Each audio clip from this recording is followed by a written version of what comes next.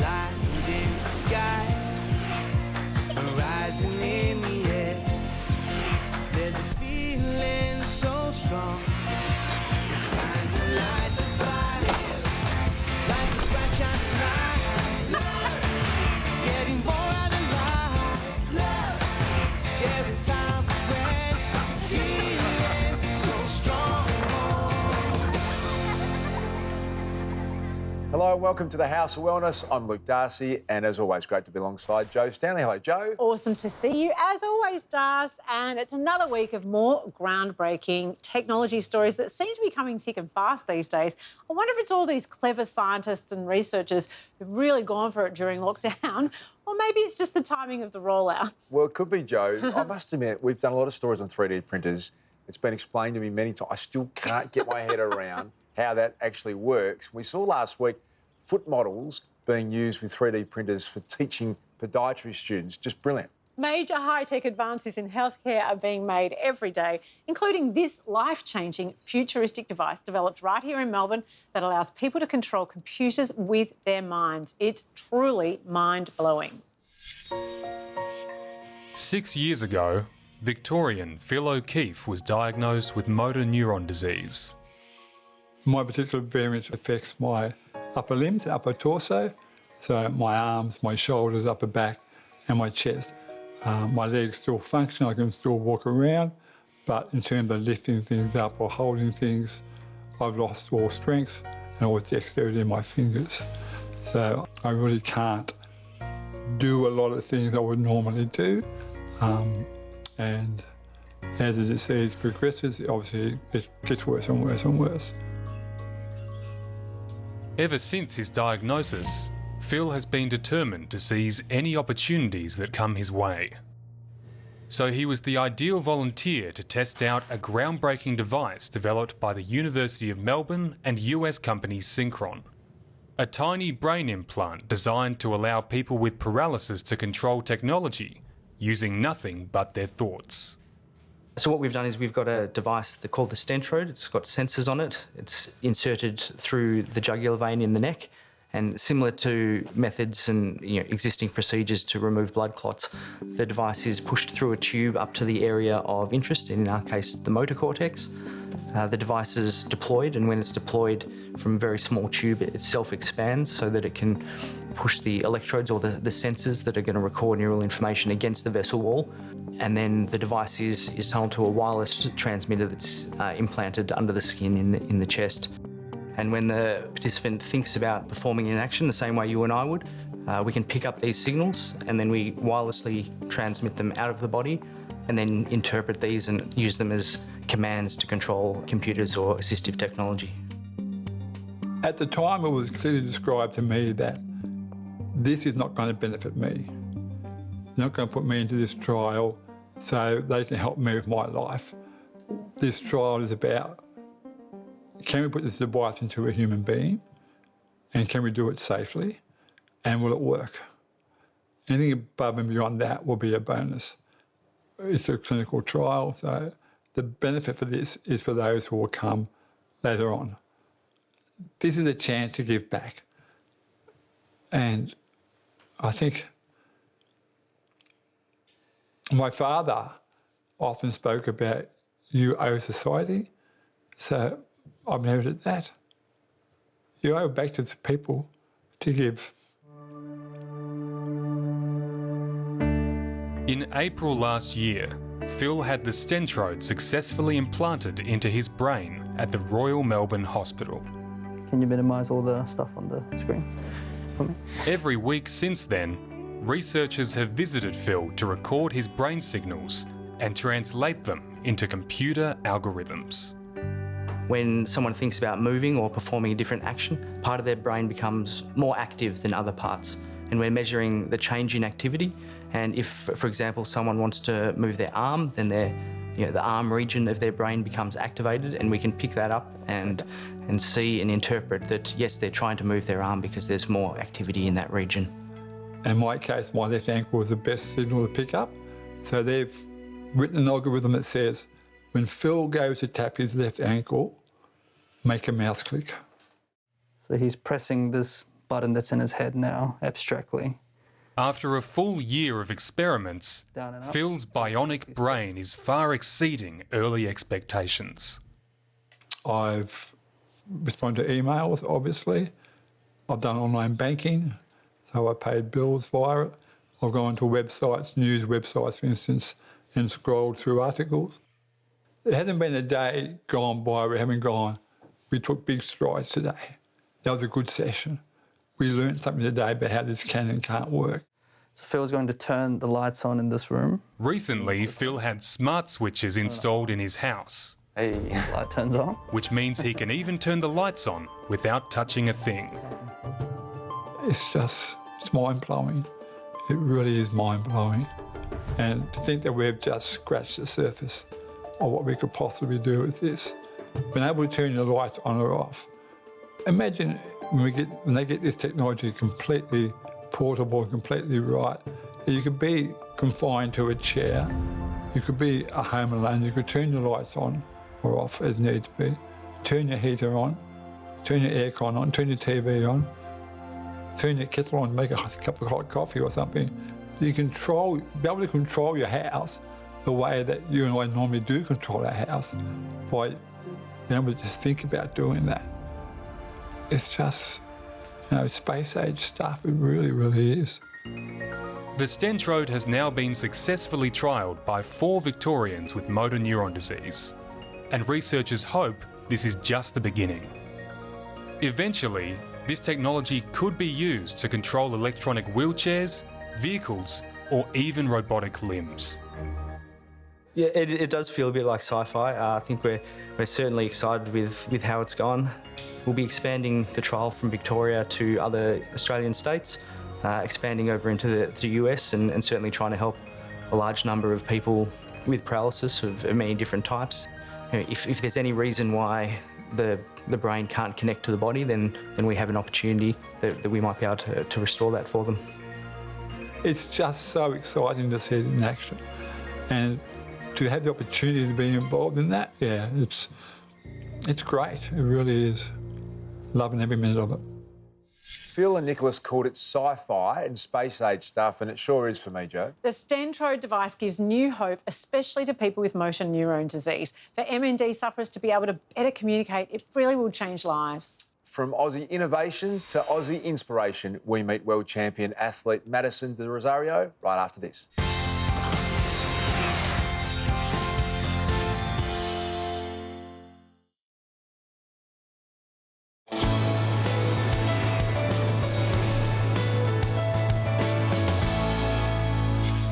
Well, Joe, the Tokyo Summer Olympics starts in just a week. I love it. Every event, can't wait for all of it. How about you? What are you looking forward to? My absolute favourite is the gymnastics. I love what those athletes are able to do, the combination of grace and strength and fearlessness and the height, the way on the mat they're able to just woo like that. I love it so much. Have you caught any of the American superstar Simone Biles, who is the running champion and everything, regarded as the greatest gymnast of all time? Yes, Simone is high rotation on YouTube for me. If I've got a spare 5 minutes, Willow and I will sit down. What's Simone done lately? Yeah, it's amazing. She is ridiculous. Look forward to seeing her in action. Love the athletics, love the swimming. Bring it on. You love it all. I do. Well, the 2020 Paralympics also had to be postponed until this year. They're due to kick off in August, and one of our best athletes is heading to Tokyo as part of the Aussie team. Madison de Rosario is a 3-time Paralympian who's won a stack of medals and world championships as well. In 2018, she also became the first Aussie to win the elite women's wheelchair race at the London Marathon. Maddie is one of our brightest stars and biggest hopes for Paralympic glory. Let's find out how she's preparing in the countdown to Tokyo. I grew up in WA and basketball is the big, Paralympic sport over there. It still is. And so that was the first one that I tried. And I remember trying it 3 or 4 times and I was terrible. I was absolutely terrible. The idea of having to catch, throw, navigate like the court, the chair, all of it was just completely beyond me. And so the man who coached it was a man named Frank Ponta, and it's a small community, so he coached quite a few of the sports. And he basically pulled me to the side, and I'm paraphrasing, but this is like 100% the vibe, basically said, "You're terrible at this, you're not an asset to this team whatsoever, do you want to try something else?" And he had a track chair in the storage room. So I jumped in this race chair in the parking lot of this basketball stadium and absolutely fell in love with it. I started working with Madison when she was 14, so a very long time ago, and it was brought to my attention she was coming over to Sydney for some games over here, and I was told to come along and see what I thought. And yeah, we just had to get her in a chair that fitted her, and yeah, she had a lot of potential. I think even as someone who'd been in a chair most of their lives, switching to a race chair is completely different. It's not a piece of mobility equipment, it's definitely a piece of sporting equipment, and it's entirely different. So I think a lot of wheelchair racing that you don't necessarily notice while watching it is how much skill and technique kind of goes into the push. It's less so a power sport and more a technical sport. We're a little bit different. I'm extremely competitive and she's not. But yeah, it's just different ways of getting the best out of her and getting her to win and getting the best out of her in terms of what she can do and being the best person and the best athlete. So it's not all about winning sometimes. It kills me to say that. But definitely, you know, there's a lot of things that we set goals for in a race, and it's not necessarily winning the actual race. There's different components that we have goals for. It has to be how I have to get ready to race is so regimented because I can't force myself to want to win a race. Like I don't have that in me, and for a long time there I thought that the sport wasn't going to be for me, or sport in general wasn't going to be my thing specifically because of that. And I think everybody that I'd seen around me was this fierce competitive person, and I think, you know, Louise summarizes all of that. I think if you think of what an athlete is, it's Louise Sauvage, and she's basically everything on the track that I'm not. Like, I think as a personality and that mental approach to racing, we're polar opposites. For me, it was definitely wanting to see how far I could go and be the absolute best version of myself. And I'm in a career where if I bring the best version of myself, physically, mentally, emotionally, if I can put all those pieces together, I could potentially on that day, on that track or on that road, be the best in the world. I love how much we turn up for sport in Australia. It's one of the best things. And I think that one of the things with sport I find is its impact on community, right? You recognize it and you try and do everything you can with your platform to have the best possible impact, but you don't always see it. But for Comm Games, I think we really did. The amount of kids that we saw after that marathon who you know, I think if you talk about the disability side, who'd never seen someone who looked like them celebrate in the way that we were celebrating our athletes, just as athletes, I think it would have been one of the first occasions that young kids with disabilities saw people that looked like them celebrate as humans, which I know the bar is on the floor in that statement, but that's the reality of it. I think our entire identity is wrapped up in disability, and that's not fair. You don't get to be an entire human with that stigma associated with everything you do. And Comm Games was one of the first times that you would have not seen that. You would have just seen athletes as athletes, people with disabilities in the green and gold racing for Australia, and that was it. And the fact that we had so many kids out there on the road for that marathon, getting to see it firsthand, and the amount of kids that would have seen that on their screens is absolutely unreal. One of the biggest, I think, challenges as an Olympic or a Paralympic athlete is your whole life is in a 4-year cycle. And so I think with the postponement and the potential cancellation that was going to happen, it isn't just, you know, oh, this year's been thrown into a bit of jeopardy. It's kind of 4 years of your entire identity is being thrown into jeopardy. I think the minute Rio wrapped up, you now became an athlete training for Tokyo. And as an athlete, you're not just there when you're training. I think every decision you make on and off the track is about how do I be the best version of myself come Tokyo. And the mental flexibility you have to be okay with whatever's going to be thrown at you is, I think, a hard thing to learn without the pressure to need to do it. But we've all kind of been able to learn how to do that because we've had to. And I think, you know, going forward, we're going to have just a really resilient group of humans, I think, on a pretty extreme scale now. Having people with disabilities in a spotlight does one thing in 2 steps. And the first step is representation. That person isn't necessarily there in an entirely tokenistic way. They do get to be an entire person in that space. But through representation, that person is still there representing every person with a disability. The next step is authentic visibility. And that's what we're leaning towards in sport, where I think in Australia we're nearly there in sport, where our athletes with disabilities are just that, they're athletes with disabilities, but they're athletes first and foremost. And in that space, you get to be an entire person. You're an athlete, you're a person with a disability, you are whatever else you choose to be in that space, and you get to see all of that. And this is a similar burden that we put on women in every industry, but women in sport specifically, you know, that's what we're referred to as women in sport. We're not athletes. And if we have more visibility in those spaces, we're giving permission for young kids with disabilities to be an entire person. They're not seeing a person with a disability being treated well in a spotlight. They're just seeing an entire person that looks like them. And that is the space that I want to take up and create. And I think for me, if I could do one thing with this platform, it's create the space for anyone but kids with disabilities to be the most authentic versions of themselves and not be held to any ridiculous stigmas that's set before them. That was such a long answer, I'm so sorry. I can that Stephen, it's so good. I've got enough and have a chat with you. Did you know toy company Mattel actually released a Maddie Barbie doll? Didn't know that. That's great. Awesome. To mark International Women's Day, Maddie's doll was one of many para-athletes the company honoured. Maddie said she worked really closely with them to get everything just right, from the blonde hair and top knot to the racing wheelchair and the palm guards, and she was absolutely thrilled with the final result. And you'd hope that doll does its job and helps inspire potential in all young girls. I love everything about that story. It's fantastic. Oh, it's absolutely beautiful. And what's great about Barbie is these days you see women of colour, women of all different shapes and sizes, women with disabilities. It's such a great message for girls growing up that all sizes, all different kinds of diverse people are really valid and amazing. It's been a great passion of yours, Jo, to celebrate all those things. So well done. Coming up, why dads-to-be are being encouraged to go to the pub. That's next on the House of Wellness.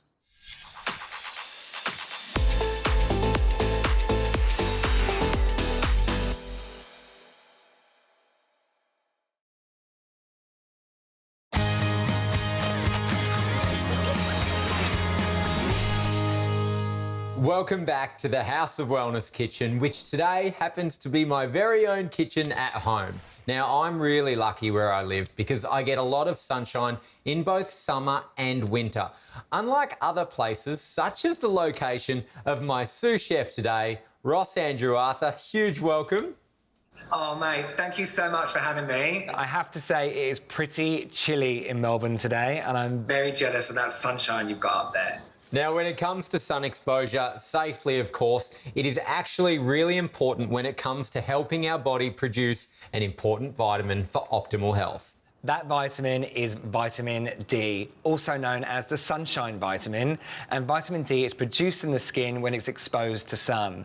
So now we're in the winter months, it's no surprise to hear that 1 in 4 Australians are deficient in vitamin D, and we can blame that on less sun in the cooler months or being tucked up indoors more. Well, mate, that's actually why I'm making mushrooms the hero of my dish. I'm going to whip up some lemon and pecan stuffed mushrooms. Now, mushrooms actually go through a synthesis when they are exposed to the sun, making them a fantastic plant source of vitamin D. And we need all the vitamin D from your dish, mate. And like you said earlier, vitamin D is fundamental for our overall health. Vitamin D can assist with our immune system, neuromuscular and cardiovascular system, and also assists with the development and maintenance of our bones and my favourite, teeth. And when it comes to healthy bones and teeth, vitamin D doesn't work alone. It actually helps another important nutrient do its job, and that's calcium. Vitamin D helps us absorb calcium, and it's calcium that builds and maintains strong bones and teeth, which I am going to need to devour these stuffed mushrooms. I'm just going to chuck them in the oven. So even if you're whipping up all these calcium-rich foods for us, mate, without vitamin D, your body may not be able to absorb all the benefits. That would be such a shame, a huge waste. But it's not all bad, because thankfully, vitamin D is available in a convenient, high-strength, 1-a-day supplement. And the good news is my stuffed mushrooms are ready, so I'm going to grab these, head outside and get a double dose of vitamin D. I'm so jealous. I'm booking a flight. The A to Z of vitamins is brought to you by Go Healthy, New Zealand's #1 selling supplement brand in pharmacies. Hindsy and Ross there, who are becoming a very formidable pair in the kitchen, I must say. So, Darce, let me ask you a question. Did you go to birthing classes with Beck? Yes, I think I'm still scarred from it, Jo. First time round, when Sam was a bit of a surprise birth first up, and suddenly you jettison into a class with people you don't know, watching a very grainy film from the 70s that I can't get out of my mind. Jo, did you go through it with Dad or not? Yeah, we had some kind of classes. I don't know. It didn't help in any way. No way whatsoever did it prepare me for what was going to happen. Felt more useless in my life than being in the birthing suite, Jo. Yes. You just, as I often say, watching someone that you care a lot about in extreme pain, I was terrible in there. Yeah, but I think most men really struggle. It's not unusual. Although I could have been told anything I needed to know over a steak or a beer at the pub, that might have been a better setting, I think, Jo, if you had your time again. Yeah, well, that's exactly the thinking behind Beer and Bubs, which are education sessions held around the country for expectant fathers at, you guessed it, the pub. We sent Gus Warland along for a pint, a parma and a lesson in parenting prep. Once a month at this Sydney pub, a nervous crowd of dads-to-be gather to listen to childbirth educator Virginia Maddock. Okay, guys, welcome to Beer and Bubs. I run these childbirth education classes for dads because you guys have a very special role and, you know, it's quite an honour to be at any birth of any baby. And I always say that you guys help the baby get in so you can also help the baby get out, OK? So when the boys walk through that door tonight into the pub, normally their sacred spot, what do they expect? Usually when they walk in, they're a little bit nervous. Sometimes they've been signed up by their partners or their wives, and so they can come in maybe not being that keen, but by the end of the night, they're usually laughing, relaxed, and they really enjoyed the night. Today, Beer and Bubs nights just like this one can be found in pubs all over Australia. But it started 17 years ago as the brainchild of WA social worker Karina Hampton.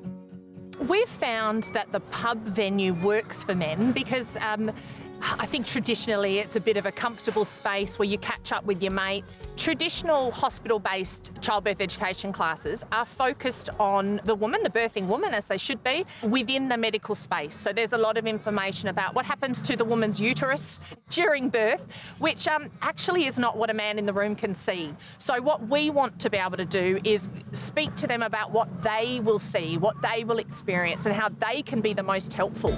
Our goal during the night is for dads to feel able to ask the next question or put their opinion forward. So we want empowered, involved dads. There is no such thing as a stupid question because if you're thinking that question, then there's a really good chance that someone else is thinking the same thing.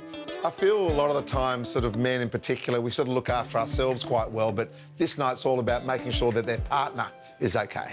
Yeah, well, when the partner's okay, then it actually makes their job easier because they have the potential to influence how the labour goes. So if they're doing all the wrong things, saying all the wrong things and making her uptight and nervous, it can actually make the labour go a lot longer and her feel more pain.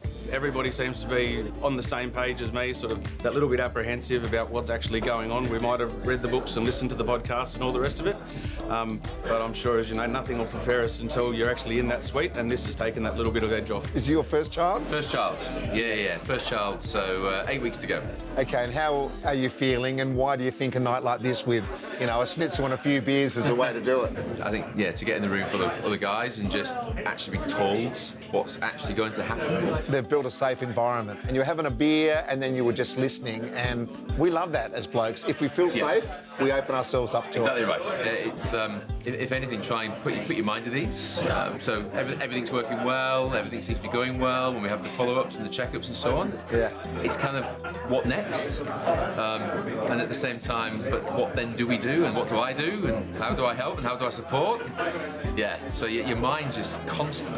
I mean, I'm sure it will be for the next 18 years, but at least. Yeah. It's given me good advice about how to just keep calm. Obviously, it's all about her, making her the focus. When you look around, you realise you're not alone. There's a lot of guys just in this room that are going to go through the same stuff as you over the next month or two.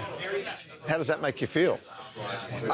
That you're not the only one going through this. This is nothing new. This is nature, and that hey, definitely people need to come here and really experience this because there's some really good tips that they're going to learn, and they haven't heard already from the hospital or from their obstetrician or from anyone else. This is really good advice, and hearing the other people's experiences as well helps as well, so you know what's going to come.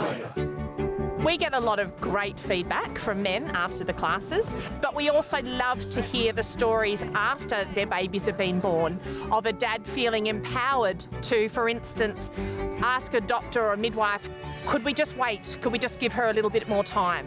Could we just see how this goes before we move to another intervention? And so often that feedback comes with, and within 5 minutes everything was progressing and our baby was born or something wonderful was happening. So they feel like their presence was really important. Great idea, great initiative, and I'm going to walk out of here a lot more informed and a lot more at ease about what's going to happen on the big day. Cheers, well done. Cheers, mate. It'll be sweet. You'll be sweet. Bring it on. Yeah, bring it on is right. That was Gus Wallen there, Joe, in an environment I think he's pretty comfortable in. That's the pub.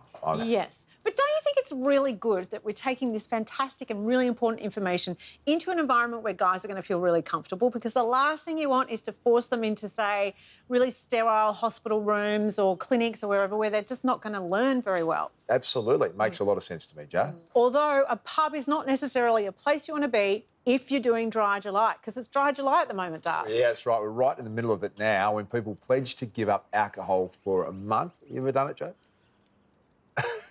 No, I have donated a lot to friends of mine who have done Dry July, which I highly encourage, but myself, no, I have not made it through a whole July without... Have you done Dry July? Not specifically, but certainly would have gone a month without having a drink. Sure, Yeah, I would have done that at some point, obviously when I was pregnant. So coming up, we're going to join both topics, drinking and pregnancy. Plus we meet the party girl who traded hangovers for happiness right after this.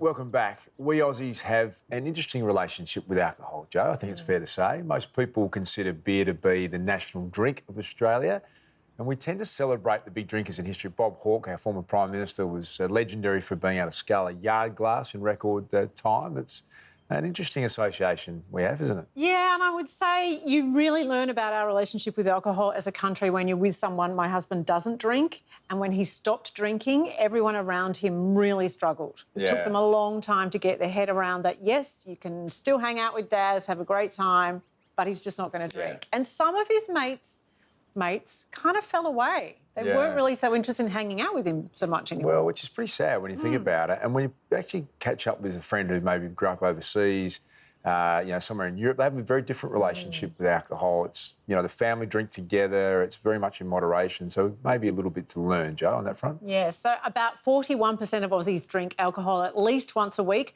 while 23% don't drink at all. And whether you drink a lot or a little, it is a good idea to take a break from the booze now and again, or quit altogether, like Sydney cider Hannah Roger. I've always worked in an industry that is very people-focused, where people are pretty gregarious. I work in the sales industry, and it's always been encouraged to drink. So we drink to celebrate the end of a good quarter. We drink to celebrate bringing on a new client. We drink to commiserate something bad that's happened. So it was a pretty constant cycle at work. Throughout her 20s, Sydney's Hannah Roger saw every big night of drinking as a sign of dedication to her career and social life.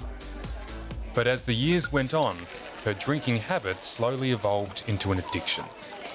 It started out as drinking at the weekends, and then maybe after a year or so, I might have a glass of wine after work on a Wednesday. And then a couple of years after that, I can drink a bottle of wine after work and still work the next day and not feel the effects. My tolerance to alcohol increased, and then I was using it, I think, to de-stress from the day, but not realising that alcohol was actually fueling my stress and anxiety, and that became a cycle. By the time she was approaching her 30s, Hannah found herself drinking to excess most days of the week. There were a few times where I would wake up and I couldn't hold down any food, and I couldn't hold down any water, and I really considered taking myself to hospital to get a drip in me, because I knew I was very, very sick. but I was too ashamed to do that. So I would often just stay in my bedroom for 2 days at a time because I couldn't move. It took a huge toll on my mental health and it took a huge toll on my physical health. And it got to a point where I started to realise how much of my time I was wasting thinking about drinking. After a few unsuccessful attempts to moderate her drinking, in 2017, Hannah made the tough call to quit alcohol altogether. But not all of her friends were as supportive as she'd hoped. Initially, I tried to keep the same social circles and I would still go to the pub on a Friday.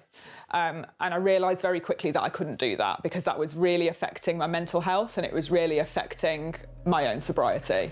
I think we are in a culture that has hundreds of years of history with drinking that it's so ingrained in us that we are shocked when people say that they don't want to. So a lot of those relationships that had been formed in the pub were relationships that fell by the wayside. And initially that really hurt. In my real life, I didn't know anybody that didn't drink, so finding people online who had written about it was really helpful. I found the Hello Sunday Morning blog was a really great source of inspiration because there were a huge number of different voices on there, some of which I could really relate to. I started exercising, so over time my friendship group changed to people that I met through yoga or Pilates classes, and people that I'd go for brunch with rather than going for drinks or dinner with in the evening. And I started talking to a therapist, and I think that was a really helpful turning point for me. I think the hardest thing for me to realise was that this wasn't going to be something that I could change overnight, and I had to be really patient with myself. Alcohol is an addictive substance, so if you become addicted to alcohol, alcohol has done its job. It's now been 3.5 years since Hannah's last drink, and she says her mental health, relationships and career have never been better. A lot of people say, isn't your life boring now you don't drink? Well, maybe it is to some, but to me, waking up with a clear head every morning, I have a 1-year-old, so I've often been woken multiple times in the night, but being able to focus on my day, being able to enjoy the day, being able to get out in the sunshine and really make the most of the hours that I've got, to me is priceless, and I'll never go back. Well, Joe, a lot of people simply don't like alcohol, like tennis star Andy Murray, who says he hates it. Actress Blake Lively doesn't drink at all, nor does fellow actress Anne Hathaway, who decided not to drink alcohol when she had kids, and that was 18 years ago. Well, 250,000 Aussies have gone dry since 2008. Dry July has raised $60 million for people affected by cancer. Details on how you can take part are on our website. From abstaining for 1 month to giving up grog for 9 or 10, we find out why women should ban the booze for bub next on the House of Wellness.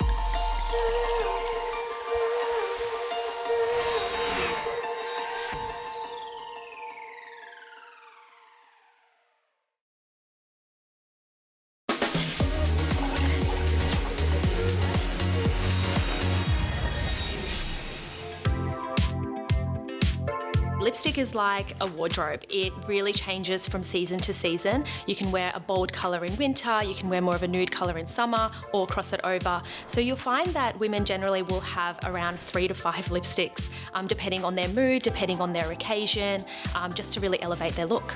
So Revlon has launched 2 new matte lipstick collections. Should we check them out? Absolutely. Okay.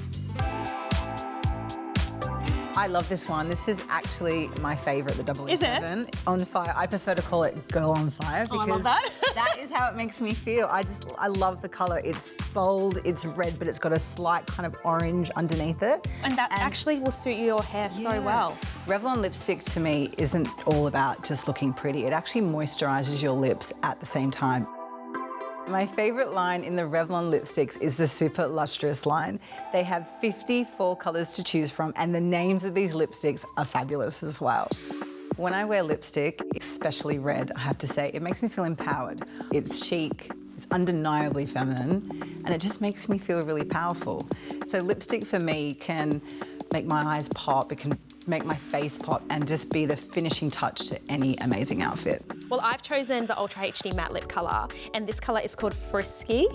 Revlon have launched 6 new shades in the Ultra HD Matte Lip Colour collection. These range from different various nudes that will suit any skin tone. This feels so creamy on the lips. And this is matte, but the same thing. It actually feels so creamy and moisturising, and you don't get dry at all throughout the day.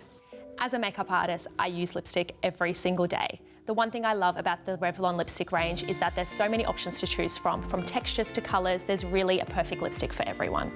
Well, International Lipstick Day is to celebrate the oldest cosmetic in the world that we have all been using. And it is a day to celebrate being individual and wearing a bright colour or any colour that expresses who you are.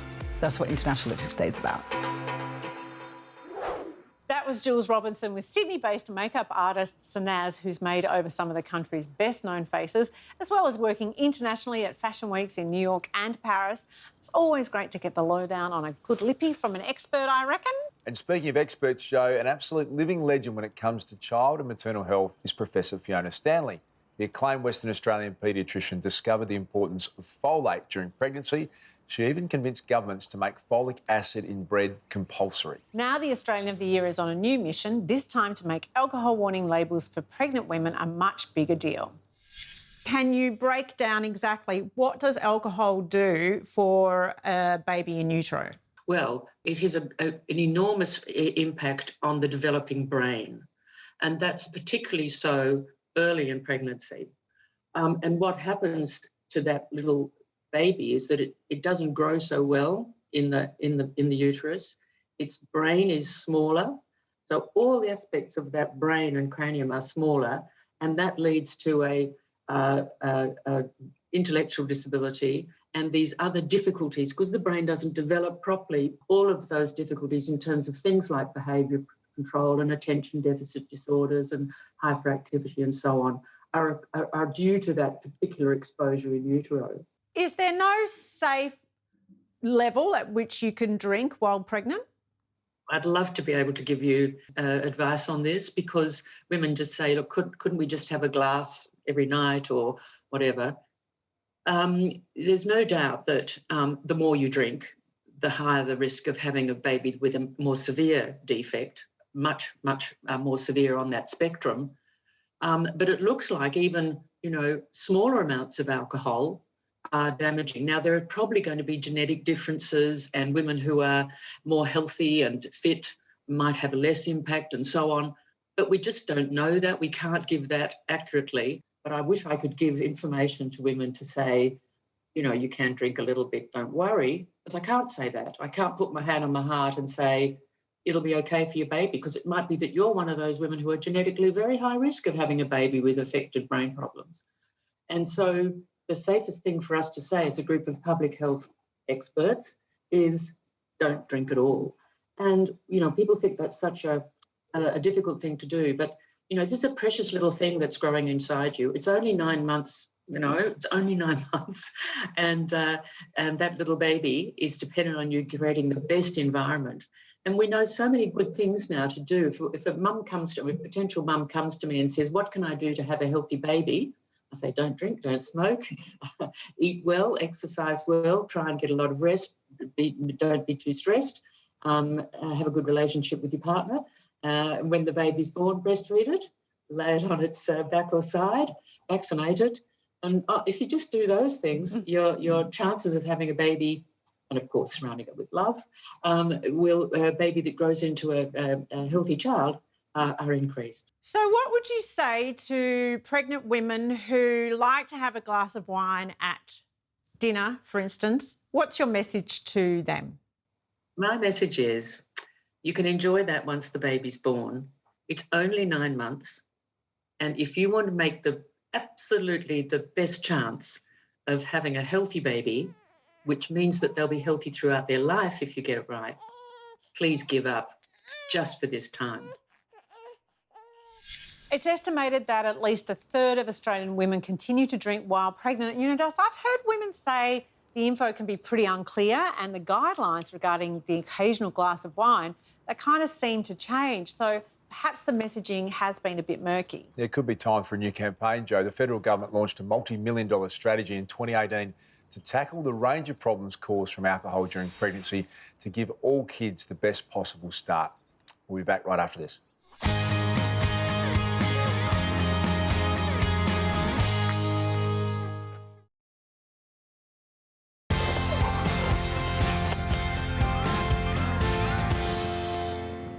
Well, Joe, we talk a lot about the pain that many people have suffered during lockdown, but I want to talk to you for a moment about our pets. Well, we've all been spending so much time at home that our pets are getting used to us being around all the time, which of course they love.